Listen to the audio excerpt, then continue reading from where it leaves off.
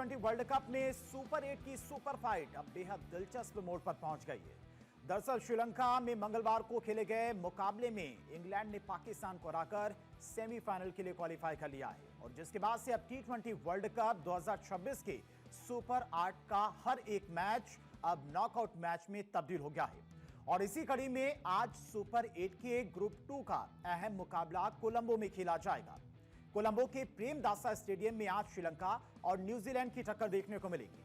Semifinal में पहुंचने के लिए दोनों ही टीमों के लिए इस मुकाबले में जीत दर्ज करना बेहद जरूरी है, क्योंकि जहां पर श्रीलंका अपना सुपर 8 का पहला मुकाबला हार चुकी है, तो वहीं न्यूजीलैंड का पहला मैच बारिश में धुल गया था और ऐसे में दोनों टीमों की कोशिश होगी कि वो आज के मुकाबले में जीत दर्ज कर सेमीफाइनल के लिए अपनी दावेदारी को मजबूत करें। वहीं दरअसल सुपर 8 सुपर पॉइंट का रोमांच इंग्लैंड ने बढ़ा दिया है। पहली टीम बनी है इंग्लैंड, सेमीफाइनल में पहुंच चुकी है वर्ल्ड कप 2026 में और इंग्लैंड ने मंगलवार को पाकिस्तान को एक विकेट से हराकर सेमीफाइनल में अपनी जगह बना ली।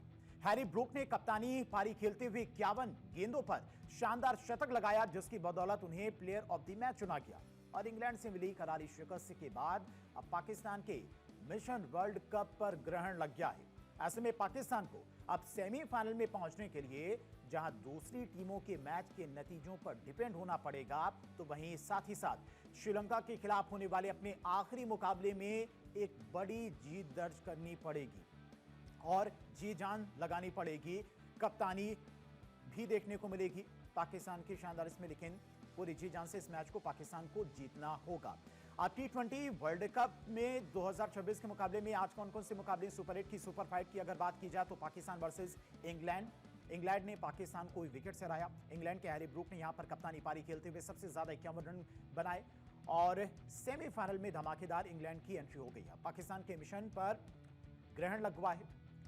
वर्ल्ड कप में पहुंचने का जो सपना है वो अब दूसरी टीमों पर डिपेंड है। वहीं सुपर 8 के ग्रुप 2 के पॉइंट्स टेबल में इंग्लैंड पहले स्थान पर पहुंच गई है और इंग्लैंड ने सुपर 8 के दोनों मुकाबलों में जीत दर्ज की है। वहीं पहले मुकाबले में इंग्लैंड ने श्रीलंका को मात दी थी, तो दूसरे मुकाबले में पाकिस्तान को हराया।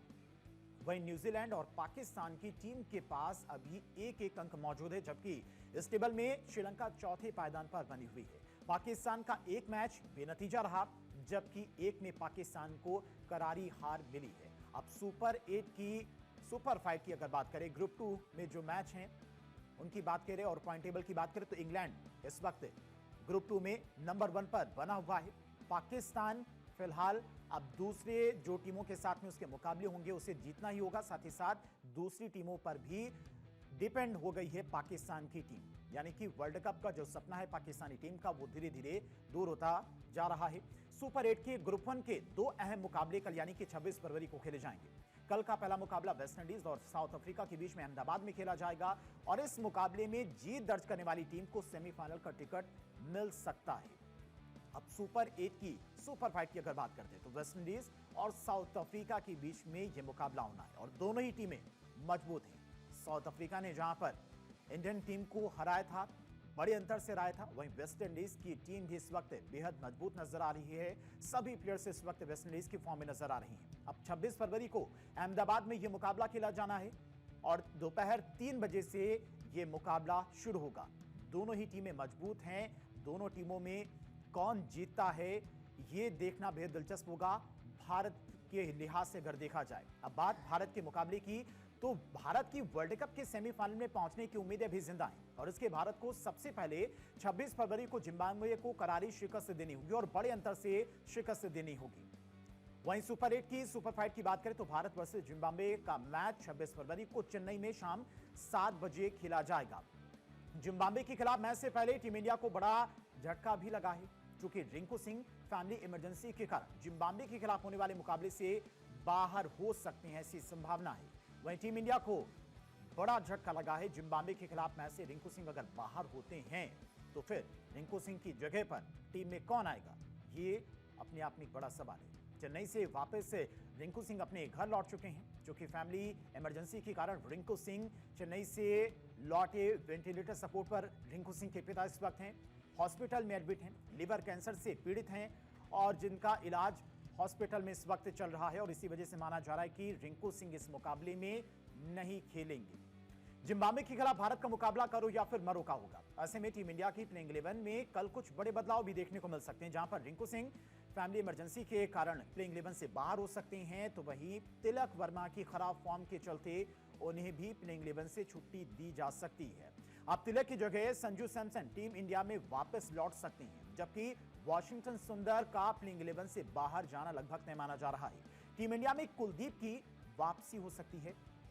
भारत वर्सेस जिम्बाब्वे का कल मुकाबला होना है। प्लेइंग 11 की अगर बात करें तो संभावित प्लेइंग 11 क्या हो सकती है? तिलक वर्मा आउट हो सकते हैं, इन्हें बाहर किया जा सकता है। संजू सैमसन को मौका दिया जा सकता है प्लेइंग 11 में। रिंकू सिंह जो कि फैमिली के कारण बाहर हो सकते हैं, अपने पिता के चलते वो इस वक्त मैच नहीं खेल पाएंगे। अक्षर पटेल की बात करें तो अक्षर पटेल को इस मैच में खिलाया जा सकता है, क्योंकि पिछले मुकाबले में जब साउथ अफ्रीका के साथ में इंडिया का मुकाबला हुआ था, उस मैच में अक्षर पटेल को नहीं खिलाया गया था और काफी लोगों ने आलोचना भी की थी इस फैसले पर। लेकिन अक्षर पटेल को कल के होने वाले मुकाबले में खिलाया जा सकता है। वॉशिंगटन सुंदर की बात करें, खराब फॉर्म के चलते वॉशिंगटन सुंदर को इस वजह से खिलाया गया था कि चूंकि पावर प्ले के दौरान वो अच्छी बॉलिंग करते हैं और उनका पिछला रिकॉर्ड अगर देखें तो वॉशिंगटन सुंदर का रिकॉर्ड बेहतर है। लेकिन इस T20 वर्ल्ड कप में वॉशिंगटन सुंदर आउट ऑफ फॉर्म चल रही हैं, उतना बेहतर परफॉर्मेंस नहीं दे पा रहे अपनी बॉलिंग अटैक से, ना ही बैटिंग अटैक से। कुलदीप यादव की बात करें तो कुलदीप यादव को कल के मुकाबले में खिलाया जा सकता है। अब सुपर 8 के ग्रुप ए के पॉइंट टेबल पर अगर नजर डाले तो वेस्ट इंडीज पहले स्थान पर है और इस पॉइंट्स टेबल में सबसे अहम कॉलम है नेट रन रेट का। वेस्ट इंडीज ने जिम्बाब्वे को हराकर +5.3 का नेट रन रेट हासिल किया है। ये देख भी सकते हैं वेस्ट इंडीज इस वक्त अपने ग्रुप में नंबर 1 पर है। वहीं सेकंड पोजीशन पर साउथ अफ्रीका है, सबसे ज्यादा पॉइंट्स के साथ में +3 पॉइंट हैं साउथ अफ्रीका के। दोनों ही मजबूत स्थिति में और दोनों का मुकाबला भी कल होना है। भारत की बात करें तो भारत इस वक्त तीसरे पायदान पर है इस ग्रुप में और -3.8 उसके नेट रन रेट हैं। जिम्बाब्वे की बात करें तो -5.3 उसका नेट रन रेट है और दोनों का मुकाबला होना है भारत और जिम्बाब्वे का, जहां पर भारत को जिम्बाब्वे को बड़े अंतर से हराना होगा। वहीं वेस्ट इंडीज और साउथ अफ्रीका के मैच की अगर बात करें तो यहां पर ज्यादा उम्मीद है कि इस मैच को साउथ अफ्रीका जीते। भारत के लिहाज से तो ज्यादा मुफीद माना जाएगा और भारत को कल का मुकाबला जीतना ही होगा। और ऐसे में प्लेइंग 11 कैसी हो सकती है भारतीय टीम की जिम्बाब्वे के साथ में होने वाले मुकाबले में, यह भी देखना बेहद अहम होगा। क्या अभिषेक को इस मैच में खिलाया जाएगा या फिर नहीं खिलाया जाएगा? जीत का अंतर कितना होना चाहिए कल के मुकाबले में? अगर जिम्बाब्वे को हराना है भारतीय टीम को, तो जिम्बाब्वे अगर 90 रन का लक्ष्य देती है तो भारत को 9 ओवर में ही ये 90 रन बनाने होंगे, यानी कि इस लक्ष्य को हासिल करना होगा। जिम्बाब्वे अगर 150 रन का टारगेट देती है तो भारत को 11 ओवर में ये टारगेट पूरा करना होगा, यानी कि 11 ओवर में 150 रन बनाने होंगे। और जिम्बाब्वे अगर 180 से 200 रन के बीच में स्कोर करता है तो भारत को 12 से 15 ओवर के बीच में ही ये मैच जीतना होगा, यानी कि 200 से ज्यादा रन बनाने होंगे। और भारत को पहले बल्लेबाजी करते हुए 220 से ज्यादा रन बनाने होंगे। अब भारत को 100 से 150 रन से मैच जीतना होगा और उसी से नेट रन रेट भारतीय टीम का बढ़ेगा। अब अगर 26 फरवरी को भारत जिम्बाब्वे पर बड़ी जीत दर्ज कर लेता है तो उसके बावजूद 1 मार्च को वेस्ट इंडीज के खिलाफ होने वाले मुकाबले में भी भारत को बड़ी जीत दर्ज करनी होगी। और वेस्ट इंडीज के साथ में जो उसका मुकाबला है वो इतना आसान नहीं होगा, क्योंकि वेस्ट इंडीज की अगर बात की जाए तो इस वक्त बेहतरीन फॉर्म में चल रही है। तब कहीं जाकर भारत सेमीफाइनल में पहुंचने के समीकरण बनेंगे और भारत के सेमीफाइनल में पहुंचने के कुल 3 समीकरण बन रहे हैं। कौन कौन से वो समीकरण वो भी आपको समझाते हैं। भारत अपने दोनों मैच बड़े अंतर से जीते। पहला जिम्बाब्वे के साथ में जो उसका मैच होना है उसे बड़े अंतर से जीतना है। दूसरा वेस्ट इंडीज के साथ में जो उसका मुकाबला होना है वो भी जीतना है। साउथ अफ्रीका भी अपने दोनों मैच जीते, ये पहला समीकरण है। और चलिए कल की प्लेइंग 11 कैसी हो सकती है, किस तरह से बदलाव करना चाहिए भारत को अपनी प्लेइंग 11 में कल के मैच को जीतने के लिए। विनीत जैन क्रिकेट एक्सपर्ट हमारे साथ जुड़ गए, इसके अलावा अनुज मिश्रा खेल पत्रकार हैं। सबसे पहले विनीत सर आपके पास आना चाहेंगे, क्योंकि लगातार जिस तरह से देखा जाए बैटिंग ऑर्डर की भारतीय टीम की, तो कुछ मैचेस को छोड़ दें अगर, तो बैटिंग में उतना दमदार परफॉर्मेंस किसी भी प्लेयर का दिखाई नहीं देता। ईशान किशन चले, एक पारी उन्होंने बहुत अच्छी खेली, लेकिन अभिषेक शर्मा का परफॉर्मेंस बिल्कुल डाउन है। रिंकू सिंह तो कल खेलेंगे नहीं खेलेंगे इस पर भी सवाल है, क्योंकि उनके पिता हॉस्पिटल में एडमिट हैं। लेकिन वॉशिंगटन सुंदर की बात करें, अभिषेक शर्मा के अलावा जो कप्तान है कुलदीप यादव की बात करें तो ये जो प्लेयर हैं इनमें कौन कौन से बदलाव और किए जा सकते हैं? मेरे को लगता है कि इसमें कोई ज्यादा बदलाव देखने को नहीं मिलेगा, क्योंकि जो लास्ट मैच में वॉशिंगटन सुंदर खेले थे उसका टीम स्पोर्ट्स यही सोच रही थी कि भी एक लेफ्ट एक ऑफ स्पिनर खिलाएंगे, क्योंकि उनके पास साउथ अफ्रीका पास लेफ्ट हैंडर बहुत ज्यादा थे। तो वो हमारा एक जो हमने एक चलाया था, एक तीर चलाया था, वो हमारा थोड़ा सा बैकफायर किया। बट मेरे को लगता है कि इस मैच में कोई ज्यादा चेंज नहीं होगा, क्योंकि बैटिंग के हिसाब से देखा जाए पहले तो मेरे को लगता है कि सेम ओपनर दोनों ईशान किशन और अभिषेक शर्मा ही खेलेंगे, क्योंकि थोड़ा सा उनको थोड़ा सा संभलने की जरूरत है, थोड़ा हम्म। सा हम्म। धैर्य रखें। 6 ओवरों में हर ओवर में एक बॉल ऐसी मिल सकती है कि जिसपे वो चौका लगा सकते हैं। हम्म। बाकी बॉलों को थोड़ा देख के चलें। ऐसा नहीं है कि भी किसी भी टीम में एक वेस्ट इंडीज वाले मैच को छोड़ दें, बाकी किसी भी टीम ने 6 ओवरों में ऐसा नहीं है कि 70 लगा दिए हों या 65 लगा दिए हों। एवरेज स्कोर वही बन रहा है 48 से लेके 52 तक। हम्म। अगर थोड़ा हम धैर्य रखेंगे तो हमारे डेफिनेटली देखिए ओपनर जो है वो अच्छा कल का काम करेंगे। मुकाबला विनीसर जो है उसमें भारत अगर पहले बल्लेबाजी करता है तो उसे 200 प्लस का स्कोर देना होगा। ऐसे में अभिषेक शर्मा और ईशान किशन दोनों को खिलाना यहां पर भारतीय टीम के लिए मुफीद होगा। एक हिसाब से अगर देखा जाए दोनों तेज शुरुआत देते हैं, तेज खेलते हैं, लेकिन अगर ये स्कोर नहीं कर पाते हैं अच्छा खासा तो जी फिर पारी को कौन जी। संभालेगा?